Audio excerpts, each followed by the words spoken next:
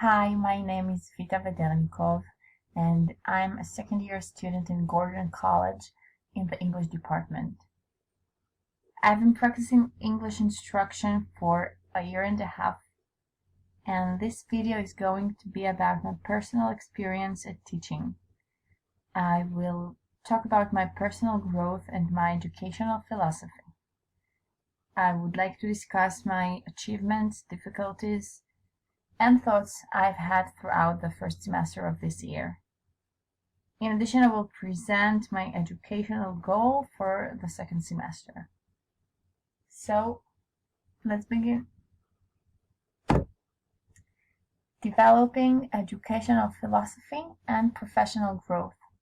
To begin with, I would like to present a quote that I can easily relate to.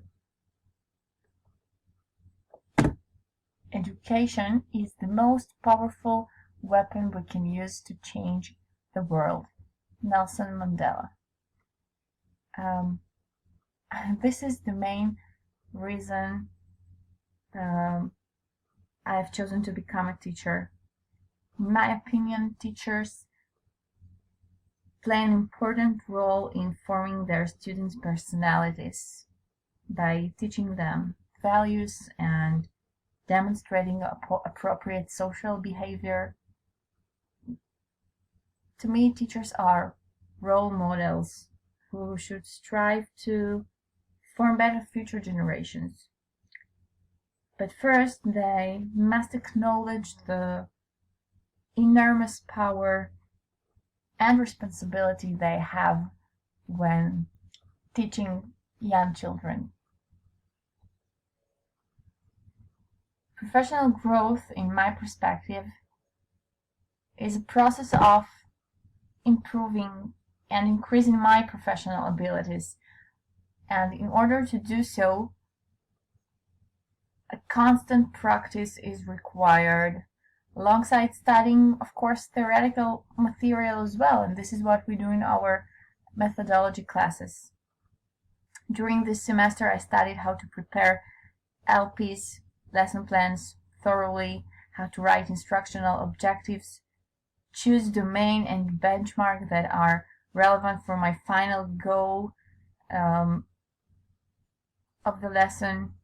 And now I feel that I understand the rationale of these details. But since learning is a process, I know that there's still so much to learn. And probably with more experience, I'll see more things that I cannot see now. I also studied how to conduct storytelling lessons. I enjoyed this process. Practice lessons are the hardest lesson to conduct, in my opinion. First, there are various ways to practice vocabulary, and simply due to a lack of experience, I had difficulties to choose or to plan the proper activities. This semester, we also learned explicitly about communicative activities and their contribution to the learning process of English as a foreign language. All these lead me to my personal educational philosophy, which just starts to develop now. But first, I believe in creating supportive learning environment that would create the need to communicate in English and would support the learning process. We need to create authentic situations for learners to speak the language, because actually, what is the true purpose of learning a language? Is to communicate. I also think that English teachers should strive to eliminate the fear of Israeli students about learning English. And second, I believe that even as English teachers, we are obligated to educate our pupils to involve ethical issues in our English lessons, and not to speak only about grammar and vocabulary. Let's move on. Now I would like to present my achievements in the first semester. The first one is applying pedagogical knowledge in my practice teaching. Well, certainly I feel that during this semester I apply my knowledge better than last year, which was my first year of the studying. Since I am less stressed and I feel really convenient in front of the class that I teach, I focus on important aspects of the lesson, such as the material or the examples and the explanations that I need to provide. I started also noticing individuals in the class, meaning I see those who have difficulties, who are too shy to participate, or even those who lose interest.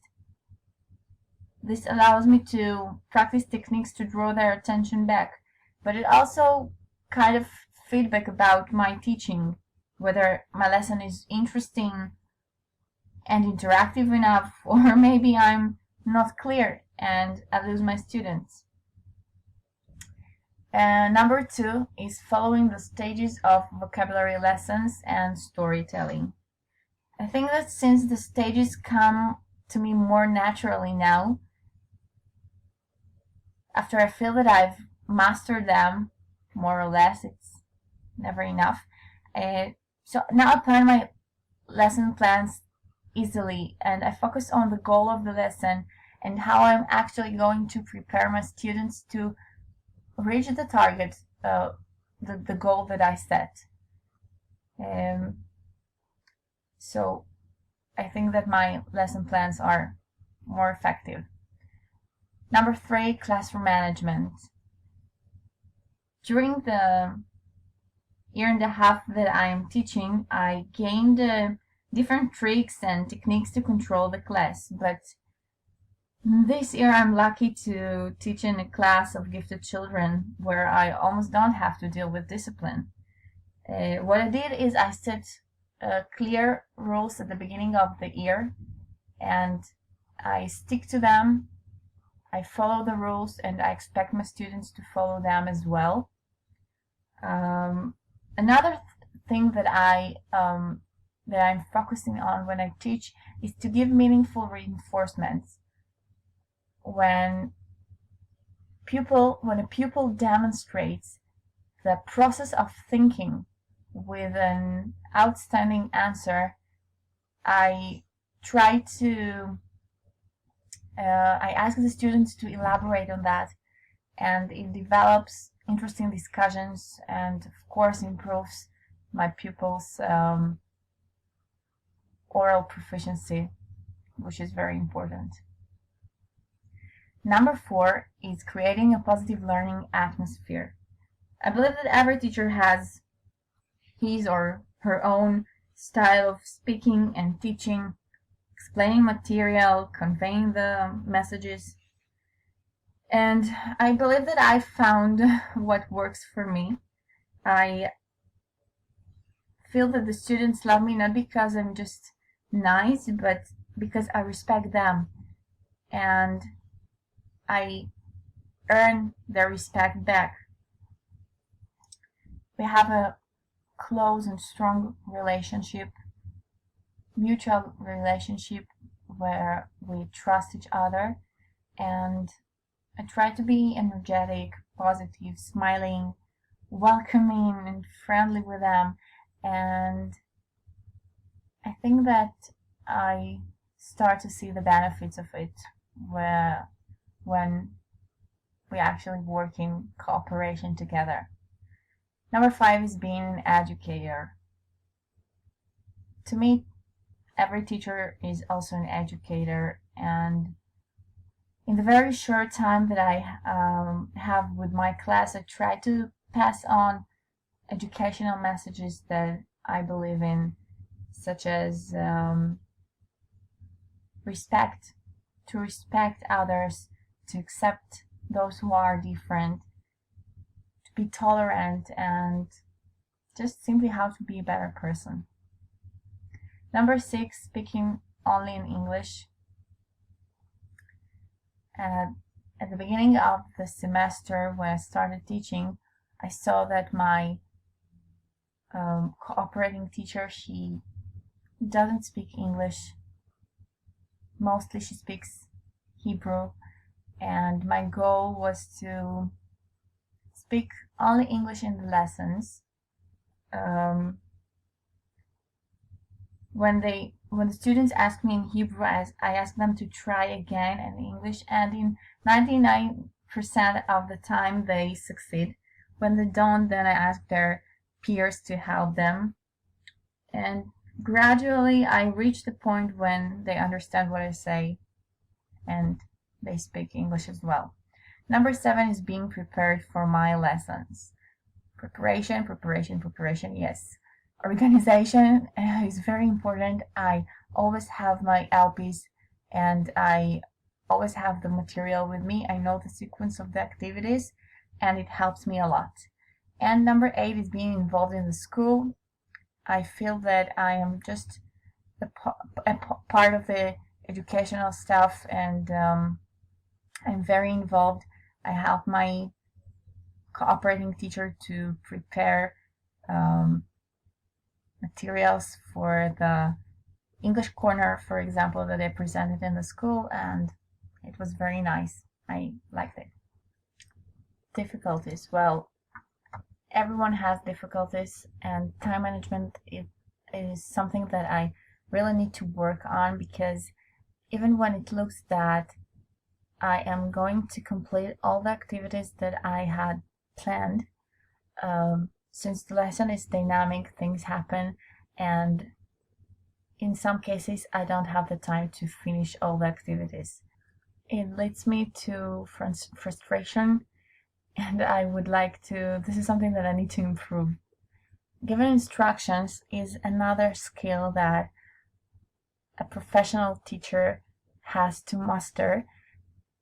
Giving short, clear, and effective instructions saves time, because when you need to rephrase yourself and to explain again and again what you want the students to do, it consumes time. And then I go back to the time management difficulty. So they are connected. Thoughts I had during the semester. Well, I've been thinking about the material that we are going to study and how we are going to practice it. I think that I was lucky to cooperate with my cooperating teacher. I am exposed to her way of teaching, and during the intensive week I had the best opportunity to observe her.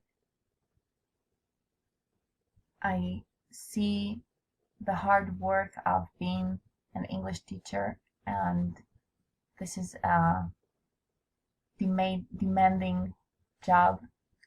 I leave aside my concerns and worries about the practice teaching, and I really try to enjoy it. And even this portfolio that we had to prepare, and we worked very hard on it, is part of our process to become better teachers. Educational goal that I set for the next semester is to practice transitions. Looking retrospectively at my blogs, I found several aspects that I need to improve. One of them is to practice transitions in the next semester, and this is due to my pedagogical advisor's comments. I know that well-structured transitions are effective and sufficient tool for the teaching process, because they increase time for learning by saving time that could be wasted between activities. The transitions must become part of the classroom's routine. They need to be practiced and taught by the teacher, so they could really contribute to the classroom management. Transitions also help to maintain the context of the lesson, which allows the lesson to be fluent, coherent, and to involve the students. So these are the things that I wanted to present, and thank you.